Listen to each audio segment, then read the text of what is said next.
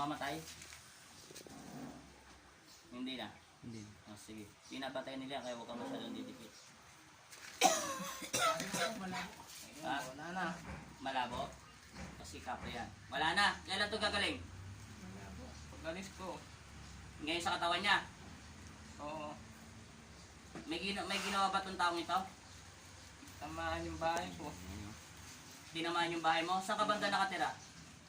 Doon sa eskwela ko. Doon sa isip. Doon? Mm. Anong bagay na para mabagabag ko ang puso mo?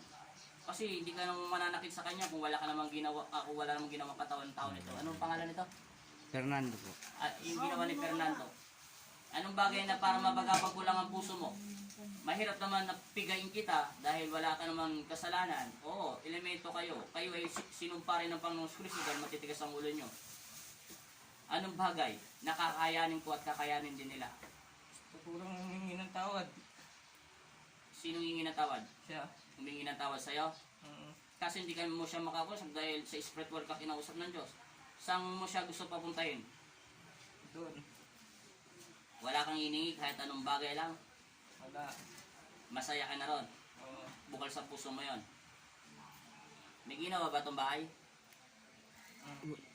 Yung kung sa amin, yung pintuan po dun sa ano namin. Pintuan po ng bahay namin. Malapit ba yun sa pintuan? Doon lang sa doon sa eskwela ko. Saan yun? Hindi, dito lang po. Sa kabahayanan ako. Nagwawalis kasi ako. Ngayon, Anong puno ka saan ka banda nakatira sa puno? Doon sa isip. halaman yun, halaman. Alaman. Alam mo ba yung isip? Oo, yung isip. Alam ko ano yung sinasabi niyang isip eh. Pasensya ka na, hindi ako hindi ako probinsyana ha. Ay hindi ko naiintindihan din yung sinasabi mo eh. Wala na. Wala ka na nilagay. Wala na. Tsaka hindi pinagpapawala. Ano pa ba sakit na nararamdaman nitong anak niyo? Kasi nung bago umuwi yun ako, nanginginig. Nagdidip kasi siya na ulanan. Bago, ngayon, hindi siya nakapaligo. Gabi na kasi. Tapos pagka umaga, pumasok sila, yung ulan. Ngayon na po, pagdating niya ng hapon, galing sa trabaho, umiga na nanginginig. Ngayon na po, magsasalita na po kami kasi hindi po namin alam ito eh. Tinuro lang sa amin nung kapitbahay namin. Dinala namin sa salo. Sabi nung sa salo, wala naman daw siyang apo, wala daw siyang ano. Hindi naman kayang kausapin sa spiritual yung kanya-kanyang Oo abilidad. nga. May pilay daw po. Ngayon, sabi niya, pag gininahuli, nanginig, pagtetes namin ng ihe, baka daw mataas ang infection. Eh, kaya pinainom ko siya ng antibiotic ako. Kasi yung Biogesic, yung pinapainom ko, hindi siya pinagpapawisan. Di ba yung karamihan pag pinainom mo ng gamot, magpapawis yan. Eh, tuloy-tuloy yung init niya. Tapos bilang, ito, malamig. Tayo di na alamusan ko ng katamtaman ng tubig para magbabayang lang na. Ngayon, nawala naririnig- nga yung pula-pula niya. Naririnig niyo nga yung sinasabi ng kapre, si Reden. Ang sabi niya, gagaling niya pag umalis siya sa katawan. Kasi hindi talaga gagaling yan hanggang hindi umaalis ang kanyang espiritu. Kapangyarihan nila yan eh. Nakikipag-usap tayo sa pamamagitan ng spirit ng Panginoon. Nakikipaglakbay tayo. Hindi ko naman siya pwedeng kausapin na hindi dadaan tayo sa Panginoon kasi aatakihin niya ako, papatayin niya, sasakalin niya ako. Eh hindi lang siya makakasakal dahil alam niyo yung pangalan ng anghel na binadala eh. Alam ko yung mga anghel na pinapadala ng Panginoon sa akin. Yung may sibat. Kaya hindi siya makatake sa akin dahil wala sa loob niya na atakihin niya ako dahil kunting galaw niya lang papunta sa akin. Tutusok sa puso, mamamatay siya. Mamamatay siya dyan sa loob ng katawan ng anak mo pero kaya ko siya pa rin paalisin. Di ba? Totoo yun? Alam mo yun. Kaya sampalin mo yung anak mo, hindi nagigising. Ikaw ba yung anak niya? Oh, di ba? Anong pangalan mo? Hindi yan ang anak mo. Di ba kahit gisingin niya ng nanay nila o pamilya nila, hindi yan magigising, di ba?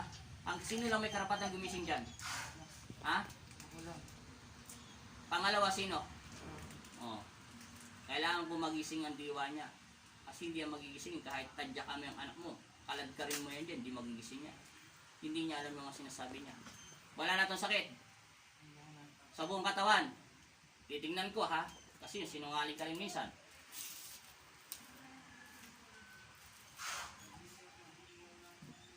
Wala na nga. Bumaba na yung temperature ng init ng katawan mo. Huwag mo siyang hawakan. Magagalit yan. Yun lang, kailangan mo, hingi ng pasensya. Siguraduhin yung anak nyo na humingi ng tawad. Maririnig niya yan, kahit sa isip lang. Sabi ko nga po, Wala kang tinapay o isang bagay Yun na nga eh. hiningi. Masaya ka na.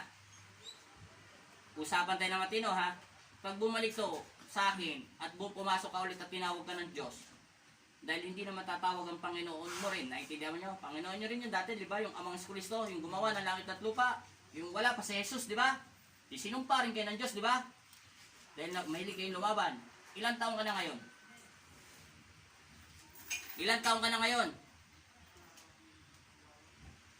Hoy! Ilang taong ka na? Sana na ako. 47. Plus 47, medyo bata ka pa lang, 40. 94. Ha? 94. 94 ka na? 94 eh. May plus sa kanila, ibang Plus panahon. 2. Oo. Times 2. Times 2 sa kanila. Ganun edad na siya. 94. Yung kapre nga dati, nakausap ko, 91 eh. Plus mo yun eh. Di ilang taon yung 91. 182. Oo. Tagal na. Ganun na siya katanda. Medyo bata pa tong kapre. Alis ka na. Siguraduhin mo, palisin ba kita? Ako na lang. Ako ang gusto magpalis o ikusa ka ng alis sa katawan niya. Alis ka na. Ipakita mo yung shadow na sa loob ng katawan mo ha. Para maniwala sila na lalabas ka. Naintindihan mo? Tignan mo yung video ha. Magkantay ka. Hanggang wala pa hindi ko pa binubunot yung cross. Hindi ka naman makakalis hanggang hindi ko pa ito binubunot at inaalis na ng bisa. Tinatanggalan ko ang bisa, ang krus na ito. Ito ay simbolo ng pag-ibig at pagmamahal namin ng aming Ama sa langit. At tumayo ka at bumalik ka sa pinanggalingan mo.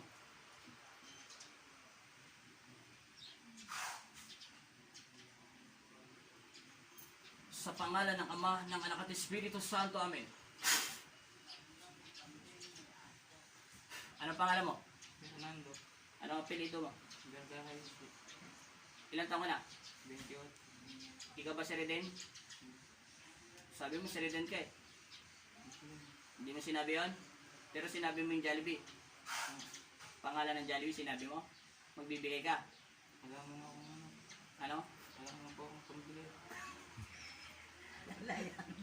Ano pakiramdam mo? Gamitin mo muna yung kamay mo. Tusok-tusok mo sa katawan mo. Masakit pa? Ulo mo? Wala na? Ano? Nagugutom ka na? Ilang araw ka na hindi kumakain? Apat po. Ngayon ko pala kakain. Tusokin mo yung mo malakas. Sige, ganun mo, diin mo. Dalawang kamay. Masakit? Nagugutom na. Wala ka ng init eh. Makakaramdam mo katawan mo. Hindi ka ba pinagpapawisa sa damit mo? Sige. Okay na yan. Magaling na siya. Boss mo. Ay, stop mo muna. Teka lang, hindi pa kita po. Ano lang kita, holy water. Di ba nahirapan ka tumayo? Okay pa yan? Ay, hindi na. Okay na, okay na. Di ba nahirapan ka tumayo kanina? Sa pangalan ng Maespiritu Santo. Sa Sige, post na. pangalan.